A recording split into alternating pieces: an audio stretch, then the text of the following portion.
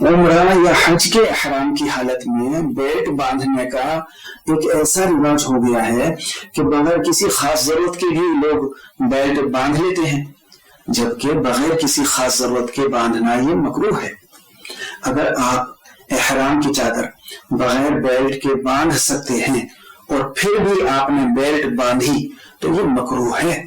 اسی طرح اگر موبائل، پیسے وغیرہ بیلٹ میں رکھے بغیر کام چل سکتا ہے تو ان چیزوں کے لیے بھی بیلٹ کو نہ باندھیں، لیکن اگر ان چیزوں کے چور جانے کا اور ضائع ہو جانے کا خطرہ ہو پھر اس طرح کی ضرورت کے لیے یہ پیٹی، بیلٹ وغیرہ باندھنے کی گنجائش ہے۔